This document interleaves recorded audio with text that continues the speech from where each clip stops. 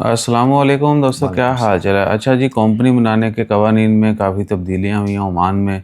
आजकल जो सबसे बड़ा मसला है और उसी के ऊपर लोगों को लूटा भी जा रहा है, तो वो है, अल्लाह आपका भला करे, इन्वेस्टर लाइसेंस नहीं बन रहा, वीज़ा नहीं निकल रहा, बैंक अकाउंट मांग रहे हैं, स्टेटमेंट चाहिए, एक्सपीरियंस, एजुकेशन, टेस्टेशन। तो भाईजान, हर चीज़ का जो है ना, बटुए पाउच में हर चीज़ का हल है। बेशक ये खाली है लेकिन हल है, आज नज़र नहीं आ रहा है। पैसे पाओगे तो नज़र आएगा। ठीक है। तो राशिद भाई, थोड़ा सा आप यही सिर्फ बताइएगा, बाकी डिटेल वीडियो भी डाली हुई है आपने, वो भी देख लेनी है। इन्वेस्टर लाइसेंस नहीं बन रहा, उसके लिए क्या चाहिए और क्या तरीकाकार है, जुगाड़ मुमकिन है नहीं मुमकिन? हाँ जी, तस्रीह मुस्तस्मर इन्वेस्टर लाइसेंस।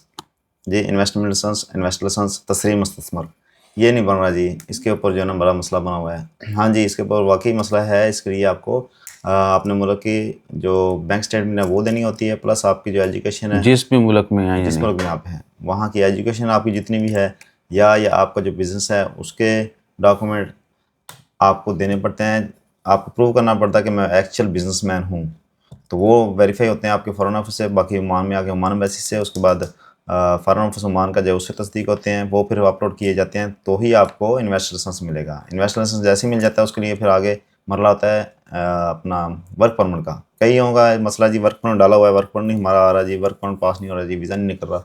तो वीज़ा तो 20 रियाल का निकल ही जाता है, उससे पहले होता है वर्क परमिट, जो मेन चीज़ है 316 रियाल जिसकी फ़ीस है, वो वहाँ मामला अड़े हुए हैं लोगों के। उसका यही है कि उसके लिए आपको ओमान के अंदर आके बाकायदा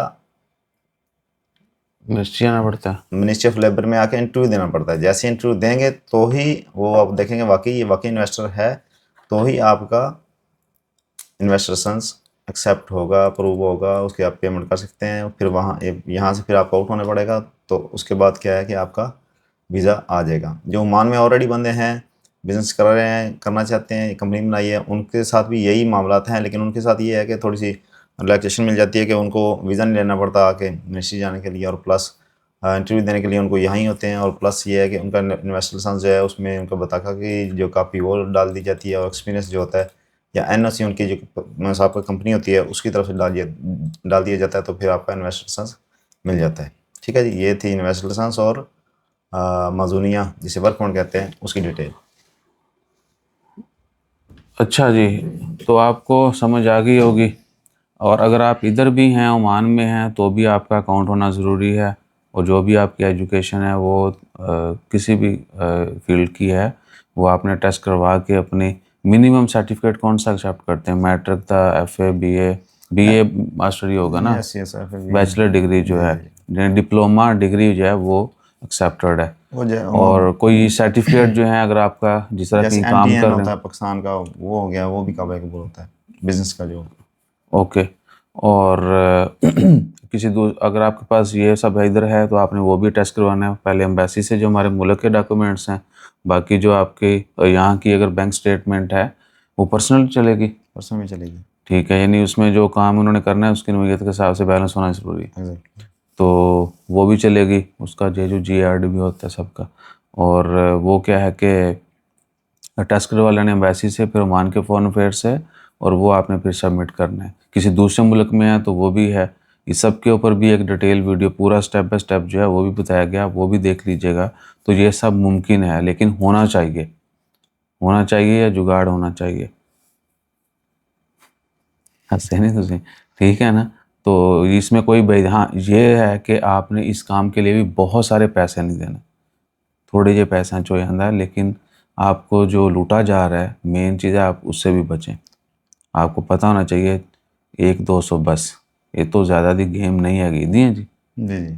ठीक है ना? तो जहन में रखें, आपसे बायन 1800 रियाल देता है बंदे ने, वो अकाउंट नहीं है जी आपका, वीज़ा मजूनिया नहीं है, ये है वो है। वो बंदा अगे हूँ पिछे पिछे कहता जी वो नस गया तो ये है वो है। मुश्किल नहीं है, जो जिसने भी लिए हैं पैसे वो कितने नहीं जाने, वो नहीं बचते हैगे। तुसीं शक्लां देख लो, तुहानूं नज़र आ जाएंगे कित्थे लगे हुए हैं। अपना ख्याल रखें, दुआ में याद रखें।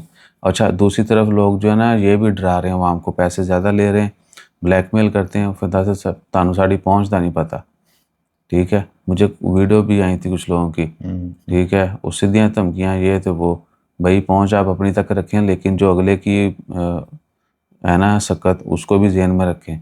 ये नहीं कि कोई तुहानूं भोला भाला है तो वो लुटण वास्ते रेडी है या उसको नहीं पता है तो आप उसको जितना मर्जी लूट लें, कोई दूजिया वास्ते भी छड़ दो। ठीक है ये नहीं कि पहला और आखिरी वो ही बंदा है। ठीक है, अपनी ख्वाहिशें मत पूरी करें दूसरों से, अपनी ज़रूरतों तक ही रहें ताकि दूसरे जो हैं वो भी कुछ 4 दिन अच्छे गुजार सकें। अपना ख्याल रखिएगा, दुआ में याद रखिएगा और फ्राडियों से बच के रहें। जज़ाकल्लाह, अल्लाह हाफ़िज़।